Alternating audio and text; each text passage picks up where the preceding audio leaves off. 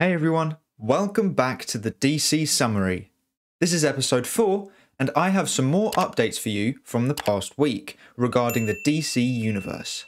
Now, let's get on with the episode.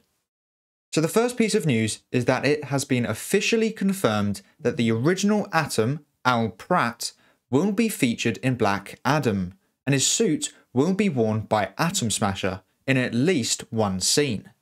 Moving on to some Justice League sequel news, with producer Charles Roven saying a sequel is a number of years away.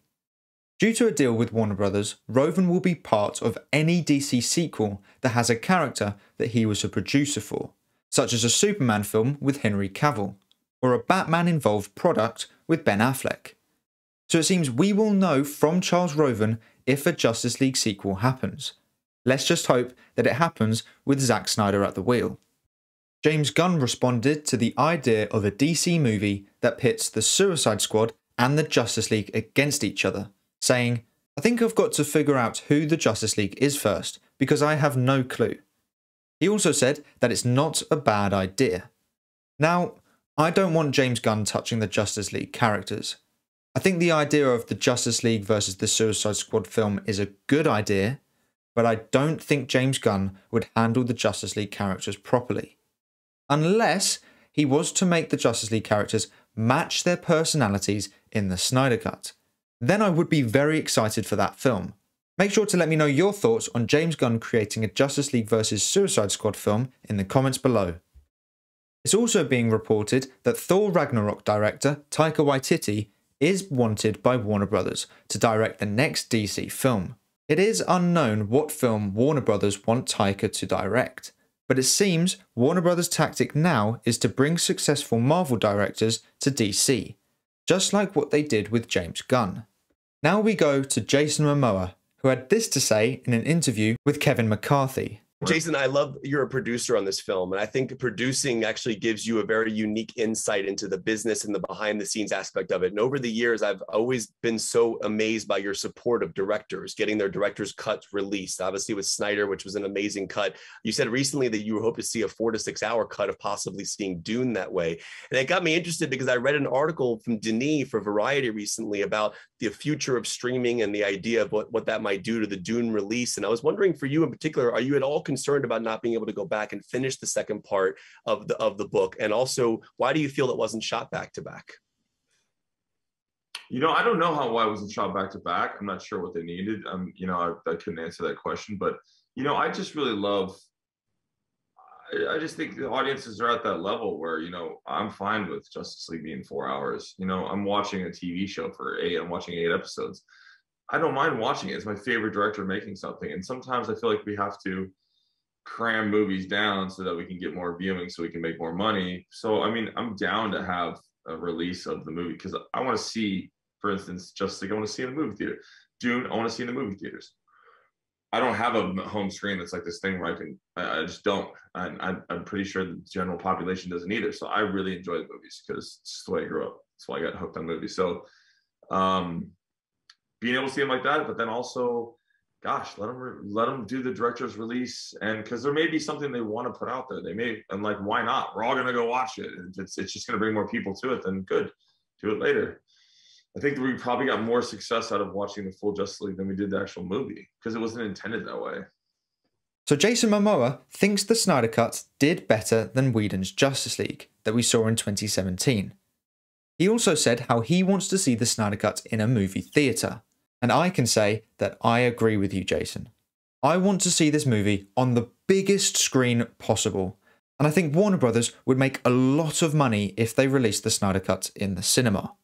It appears Deathstroke was in the original plans for the Suicide Squad, with the concept art images showing Deathstroke instead of Bloodsport. However, Joe Manganiello was unable to take part in the film due to scheduling conflicts. Would you have preferred to see Deathstroke instead of Bloodsport in the Suicide Squad? Let me know in the comments below. The biggest news from this week is definitely the Ayer Cut news. So on the 13th of August, the Release the Ayer Cut trending day occurred, and it's fair to say it was pretty big. We got around 400,000 tweets, and David Ayer gave some very interesting images to the Release the Ayer Cut Twitter account.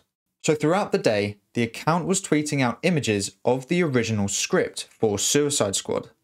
This did help build the hashtag's momentum, and feel free to pause to read some of the script that was posted. But there was also an image released of Harley Quinn and Deadshot kissing, a romance that did not appear in the theatrical cut of Suicide Squad. It seems a lot was changed, much like Justice League. We had some big names tweet out the hashtag too, including our Green Lantern, Wayne T. Carr, our Darkseid, Ray Porter, our Cyborg, Ray Fisher, and even the director himself, David Ayer. Ayer seems to be very grateful for all the hashtags and has emphasised that positivity beats negativity, which I agree with very much. Michael Keaton had this to say about his return in the Flash film. You did mention the Flash, so before I swap over to Worth, I do want to talk to you about that because I never thought I'd ever get to ask you about returning to the role of Bruce Wayne and Batman, and I was curious, when you put that suit back on, when you put the cowl back on after 30 years, what's going through your head and what sort of memories does it bring up when you put it back on? It was shockingly normal. It was weird.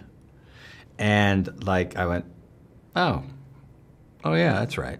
But also then you start to play the scenes, it was like a lot of memories, a lot of memories, a lot of really interesting like sense memories actually. Not only that, but he also made some very interesting comments about the film. Europe, well here too, but Europe like multiplicity. You know, I love multiplicity. Yeah, I love multiplicity too. I loved it. I loved making it. It was really hard to make. Try to make that, you know. I mean, I just did The Flash, and there's a similarity in how I don't want to give too much away, but how he has to play against himself and with himself. And we were talking about the difficulty of making multiplicity and the challenge. Anyway. So his comments about battling against yourself does emphasise the report from last week about the villain being an evil version of Barry Allen. So has Michael Keaton confirmed for you that the villain of the Flash movie is an evil version of Barry Allen? Let me know in the comments below. But that is all for today's video. Thank you so much for watching. Please make sure to like and subscribe and turn on post notifications so you never miss a video. I hope to see you here again soon. So until then, have a great day. Bye.